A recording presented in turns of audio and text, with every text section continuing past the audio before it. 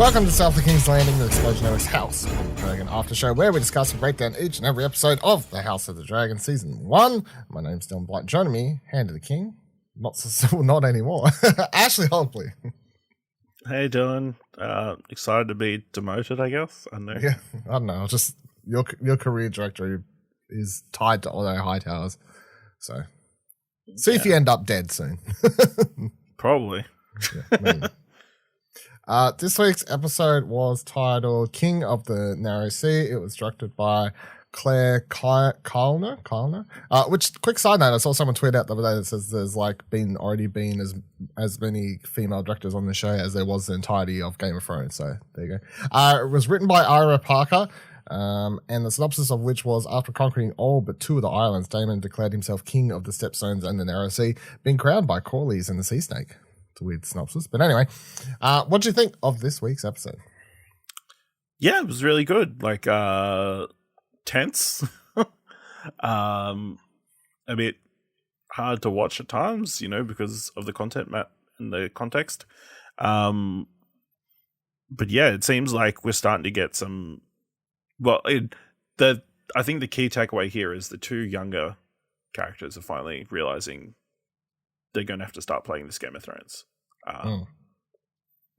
Which is exciting.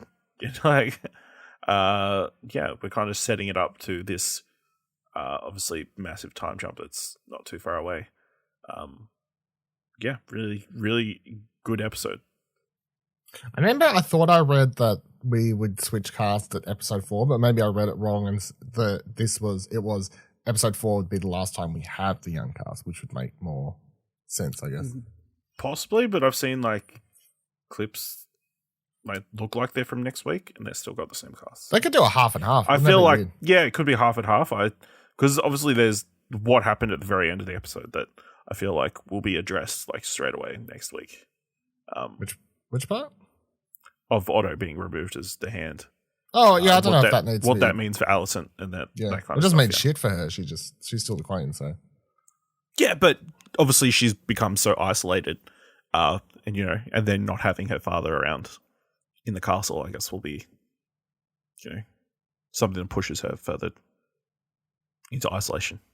Yeah, I thought it was a really good episode. I feel like it was probably maybe the best episode of the season so far. I thought very well, a lot of great performances, very tense episode, a very horny episode, but tense. Yep. I guess. Yeah. A lot of it revolved around sex. So, but I can tell you what. Take away the context of who the characters are and if it's incest or not. I feel like you can tell. Watching this, there was at one point I was thinking without knowing it was directed by a woman, I felt like it was directed like a woman because the way that the sex scenes were being filmed felt less gratuitous than Game of Thrones, if that makes sense. There was a lot more just instead of just straight up, just fucking, you know what I mean? It wasn't just here's fucking and here's some nudity for you. It was I guess it was a lot more sensual. And then when afterwards I was like, oh, it was directed by a woman. That probably explains that. So that was one sort of takeaway. Of course, there is that whole angle of then when you bring the actually who the characters are back into it, you do get into and this is the other thing. I was seeing the internet's like they forgot what they were watching or something, which is weird.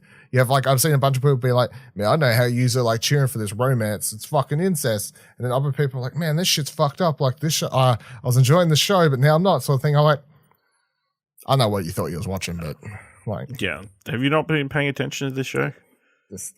Episode 1 of Game of Thrones. The whole show started with incest. It's not a new topic. And as I said last week, I was the Targaryens incest is it's a known thing. It's a known thing. It's part of their lineage and the history and everything like that. So tradition. I mean, to the point that Alicent in this episode, I love that her line is literally you Targaryens have some fucked up history or some fucked up shit or whatever she says that she's accusing him. So I was like, how dare you say you Targaryens? What the fuck are you supposed to?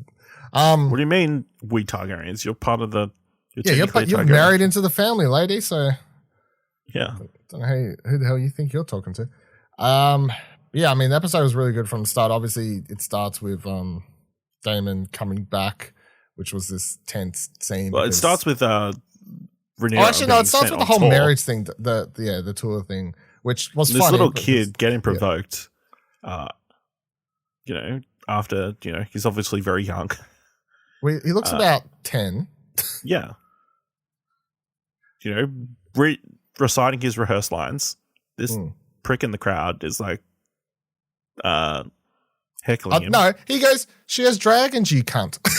Which I was like, fair. He just let him say his thing, though. He's the little kid's like, I will protect you for your life, my queen. So no, fuck him. When the old mate was like, she's got dragons, you dumb cunt. I was like, no, he's all right. He got his, didn't he? Yeah. No, he fair game. He got his for being. He went a bit too far after that. He kept going. Should have just probably dropped that line to chime back in later. But I felt like that was a fair claim. I was like, you dumb fucking kid. But when the show started, I was actually like, who is this guy waffling on, and what's the point? Like, what are we doing here? And then it wasn't until because I didn't realize it was this dude like trying to pitch why he's the perfect match for her and all this sort of stuff. I was like, oh, right. Like the dude's 80 or at least looks like 80. Looks like it. Yeah. Sure. He's probably 45. In that world, you age pretty quick. It's a bit weird. Yeah. So then we go to the Daemon showing up thing, which was, I was like, I don't know what the fuck's going to go happen here because old mate he literally just marches in with the crown on his head. I was like, this probably isn't the best way to make an entrance. But also, it is a great look. Chopped his hair gone. Remember we were saying like the long hair, the Malfoy look on Matt Smith probably wasn't just a little bit off or whatever. Now you've just got him with his natural hair, but blonde I think it looks a lot better. A bit less weird, so appreciate that. And their whole, as weird as it is, as weird as it gets at the far end of it, I did enjoy their when Rhaenyra and Daemon just like head out, and originally they're just walk around the town, and they have that sort of like sequence where you're just seeing all these people, the people on the street, and she's just getting to see what it's like out there, and they're watching that puppet show. It's not really a puppet show, the stage show. I thought all that sequence was good for her to see what the people think of her, I guess. I like that whole sequence, but yeah, obviously then we take the turn into going to the, what do they call it? I don't know. Pleasure house. Pleasure house, yeah, okay. We go to a pleasure house. Yeah, did you suspect that this was the route we were going? Like, what's the hell's the... Not at first, but then it kind of made sense, I guess. Because obviously you mentioned like in the first episode there was some sort of connection between the two, with him presenting like the jewelry and stuff. But yeah, it's interesting. Do you think this was his plan all along, like to lead to the offer that he makes to the king at the end of the episode? I don't know. I don't. What was his intentions this entire time? Or was he just wanting to have a good time with, Rhaenyra? I don't. Show the world. It's hard to say because Daemon's interesting character. Impulsive and... Yeah. I don't think it was a premeditated plan in an attempt to like get the throne or like whatever Viserys is sort of accusing him of and all this sort of stuff. I believe he actually does have feelings for Rhaenyra. Because they've had this close relationship growing up and everything like that. So, and I think they are a lot more alike than definitely him. And that's the other thing, Viserys says that, they're both, whatever he says, like outlandish and foolhardy or, they're both way more alike than Viserys is to his own daughter and anything like that. So, and you've always got the impression that Daemon doesn't like his brother for the way he rules. Like he doesn't feel like his brother rules in a Targaryen-like fashion, that sort of thing. So, because the thing is, if he even if Viserys was like, oh yeah, sure, like yeah, marry my daughter, your niece. We have to talk about it and not make it. It's hard not to make it it's a bit weird because just have to talk about it like a normal plot point. Even if he was like, yeah, sure, do that. He marries him, but he doesn't become king. Like she's still queen, So yeah, it's not like he doesn't get the throne. In theory, that's not how that works. So, yeah. So I don't know. Why do you think it's? Do you think it's like a premeditated plan from? No, I don't think it was premeditated. I think it was. I don't think it was necessarily something to get at the throne. I think there was an element of wanting to humiliate Viserys a bit. Much in the way that he sent his messenger to say he was bringing troops for him and that kind of stuff. Just kind of hurt him in a way. Yeah, it's interesting because we don't know 100% what happened. Obviously, we know they didn't consummate in that pleasure house. That's the other interesting thing because everything that they've been accused of, she's not she's lying, but technically she's admitting the truth. Yeah, she's admitting the truth, which is that although they were there and they were making out and they wanted to, but they got very close. Yeah, but Daemon had a bit of trouble stiffing up. I don't know what his. I don't know what. That's a whole other thing. Was it? I think I read somewhere it's a power dynamic thing. Like obviously Rhaenyra got super into it and was taking kind of control of the situation, and he didn't find that very attractive. You know what I mean? Well, this is the same as the previous time we saw him with a girl, I guess. Yeah. Similar scenario. What was you saying? I forgot now. I was completely blanked on what you were saying before I was saying that one. She's not lying. She's not lying because old mate has taken her. What do they call it in this? What does her? I don't remember. She's still a maiden. Yeah, that's it. She's still a maiden. She swears. Well, I mean, she did technically lie about that. That's what she said. She was not sullied. Yes. So she does lie because Sir Kristen has sullied her.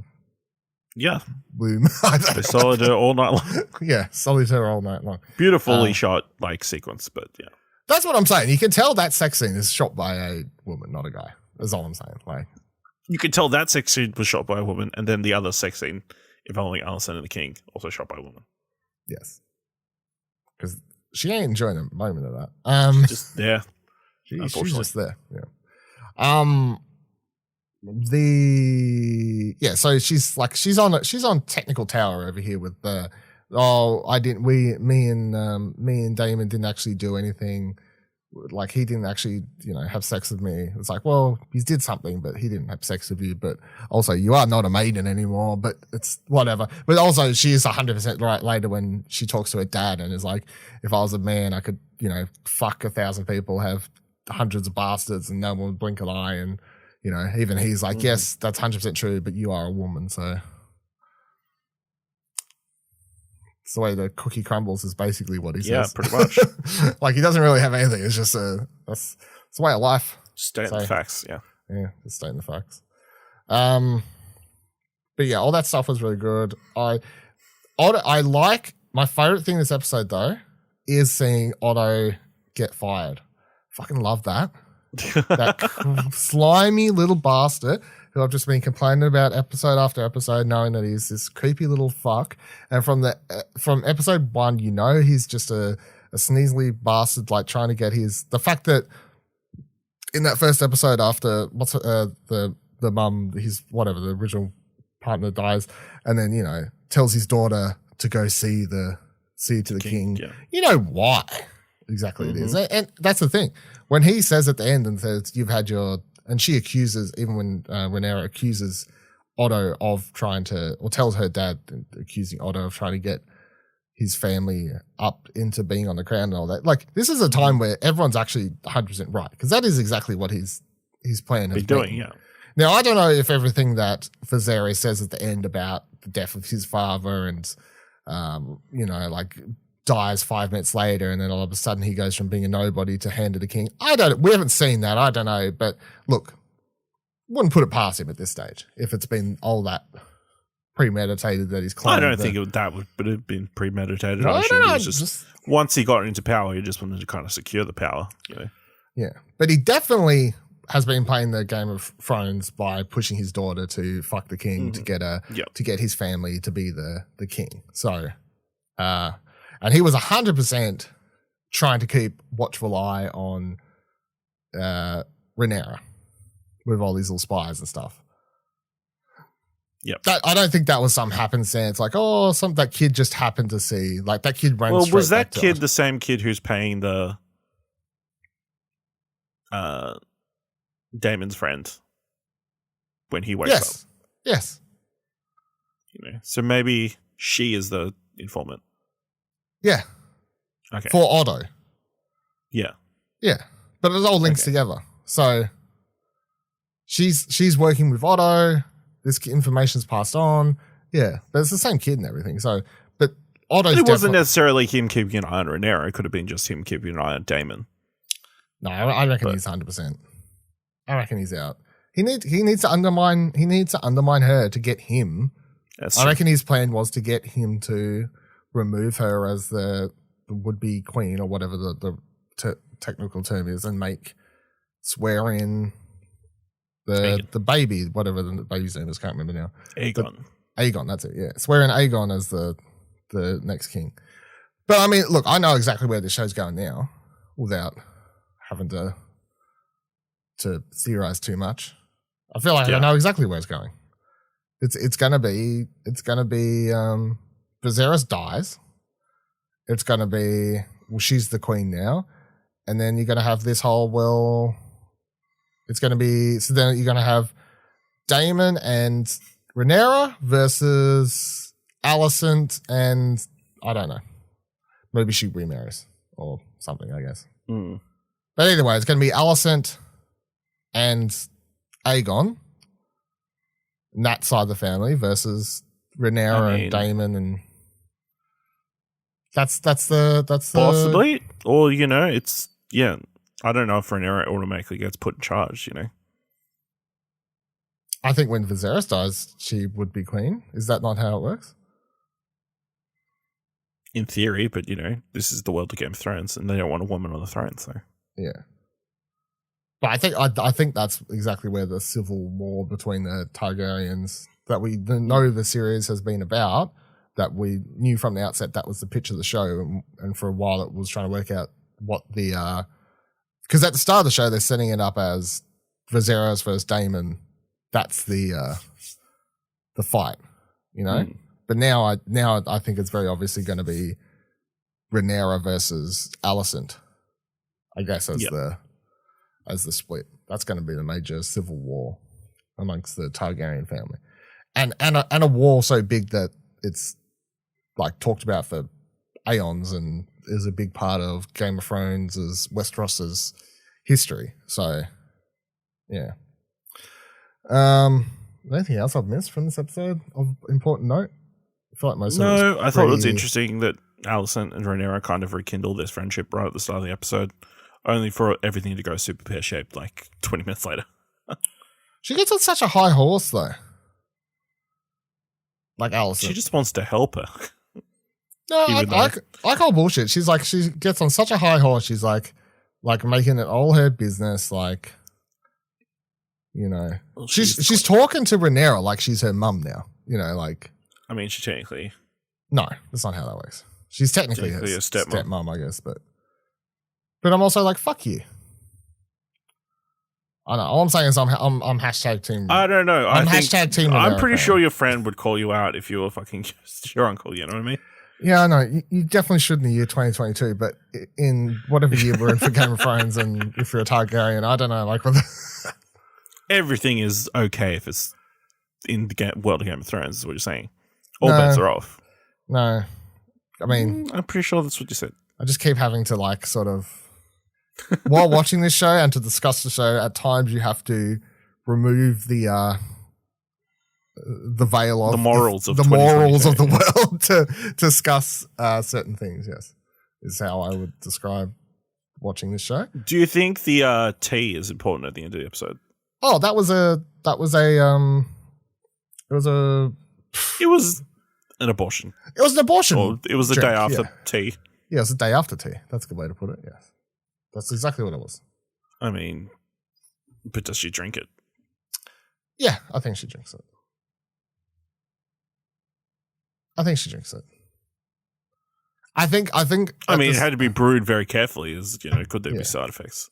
All sorts of things. I mean, maybe. I'm going to say she drinks it. I'm going to say that, the reason she drinks it is because she understands. I feel like she would understand, but it gets even more complicated. Where let's say she does have a baby, they're going to accuse it of being Daemon's, and that's a whole different. That's a whole worm to deal with as it is. But the fact of the matter is it's actually Kristen's baby. So that's a whole lot to deal with. I feel like at this stage, also after the way she talks to her father and says like, "I will marry the son of the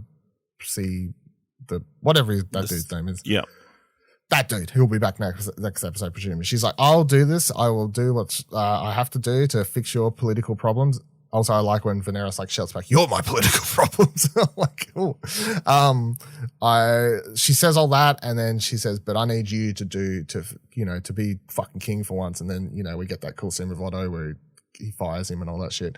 But I feel like she's finally now sort of understanding a bit more. She, as you said at the start, like, Alicent and Rhaenyra are both learning to play the Game of Thrones. I feel like Rhaenyra learning to play the Game of Thrones means that she knows that if there is a chance that she could be pregnant, she has to drink that tea to play the game properly, is the reason I would assume she drinks it.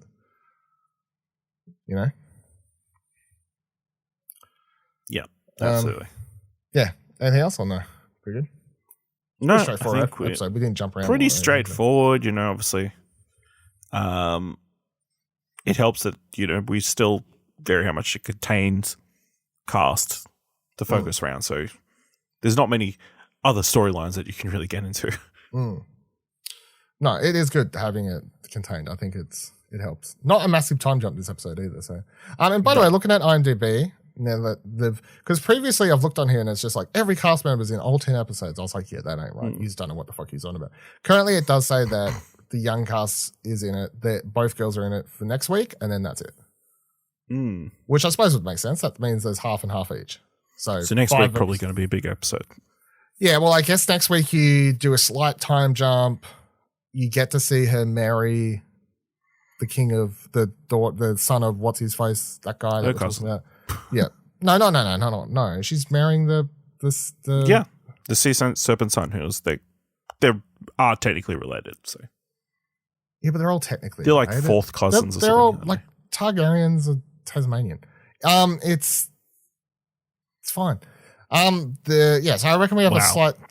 I reckon we have a slight time jump. We get to see that marriage, and then we set up with her like. I guess maybe I feel like I don't know. The only thing I'm confused about is Viserys. I kept thinking like he wouldn't survive this whole season, but now I'm thinking maybe Viserys dies at the end of the season. Maybe. I don't know. It's hard to say. Obviously, he's still struggling with his ailments. Yeah. So he's getting worse and worse. By the way, did you see the thing last week where they forgot to green screen out his fingers and it just had the glove on, and then they've had to edit that afterwards? That was quite funny. I mean, shit happens. These things happen. Yeah, these things happen. It was just funny. But, so he's getting worse and worse each week. But I thought he was going to die earlier, but then now I'm thinking like that would be a good way, like good cliffhanger is, he dies. It's a whole Marionette Stark or something like that. Yeah. I know. All right. They'll do it for this week's episode. Council's over for this week's episode of South of King's Landing. Make sure to check out all our other podcasts on ExplosionNetwork.com, including the Lord of the Rings Extended, a Middle Earth podcast where we're talking about the Rings of Power. You can watch more than one fantasy show a week. Our new Marvel cast where we're currently talking about She-Hulk. What do you want to watch? Well, we just talked about the Emmys and everything else happening over there. And then make sure you check out Holocron Entries as well as of this Wednesday, every Wednesday going forward from now, where we're talking about, I'm getting all the show names confused. Andor. It's Andor. There's too many things to plug. Jesus. So talking about Andor, because that is going to be airing. We are watching too many things a week and recording podcasts at them at the moment. Oh my God, there is an Explosion Network podcast for each and every occasion currently happening on the website. So make sure you check them all out. And until next week, have a great time. And don't forget, don't fuck your cousin. It's illegal. I think. Wait, what? Right? It's illegal? Incest is illegal, right? I don't know if it's illegal. I think it's illegal. Very, very, very much frowned upon. I think it's illegal in some countries. It's probably somewhere. Maybe not illegal to fuck your cousin, but definitely illegal to marry your cousin. Surely. Yeah, it's very complicated. You keep hearing these stories of people like finding out that because of like sperm donations and relationships like that, people finding out much later that they are related. You played the fifth on that though. It's like freaking 21 and me.